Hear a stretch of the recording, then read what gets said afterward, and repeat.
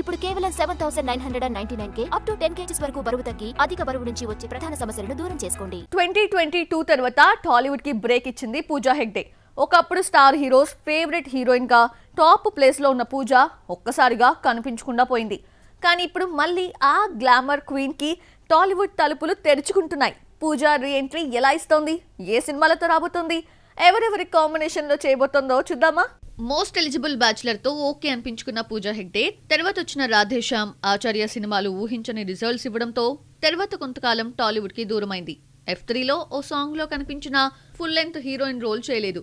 దీంతో పూజా హెగ్డే మళ్లీ తెలుగు సినిమాల్లో కనిపిస్తుందా లేదా అన్న డౌట్ కూడా వచ్చింది. కానీ కోలీవుడ్ సూపర్ స్టార్ రజనీకాంత్ కూలీ సినిమాలోని మోనికా సాంగ్ తో పూజ మరోసారి స్పాట్ లైట్ లోకి వచ్చింది. ఆ పాట హిట్ అవ్వడంతో పూజా పేరు మళ్లీ టాలీవుడ్ లో మార్మోగింది. గ్లామర్, గ్రేస్, ఎక్స్ప్రెషన్స్ అన్ని మళ్లీ పూజా బ్రాండ్ ని రిమైండ్ చేశాయి. అదే ఇప్పుడు ఆమె కెరియర్ ని మళ్లీ టాలీవుడ్ ట్రాక్ లోకి తెస్తుందేమో అని ఫ్యాన్స్ ఎగ్జైటింగ్ గా ఉన్నారు. ఇక లేటెస్ట్ టాక్ ఏంటంటే పూజా హెగ్డే నానితో కలిసి నటించబోతుందట. తన రెట్రో ప్రమోషన్స్ సమయంలో నానితో కలిసి పనిచేయాలని ఉందనే కోరిక బయట పెట్టింది పూజ. ఇప్పుడు ఆ కల నిజమవబోతుందట.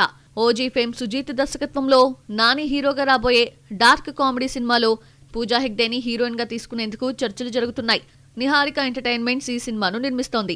అఫీషియల్ అనౌన్స్మెంట్ వచ్చిందంటే ఈ కొత్త కాంబినేషన్ టాలీవుడ్ లో హాట్ టాపిక్ అవడం ఖాయం. టాలీవుడ్ లో మళ్లీ సక్సెస్ ట్రాక్ లోకి రావాలని చూస్తున్న పూజా హెగ్డే దిల్కర్, నాని లాంటి వేరే స్టైల్స్ ఉన్న హీరోస్ తో కలవటం ఒక కొత్త ఫేజ్ మొదలైనట్టే అనిపిస్తోంది.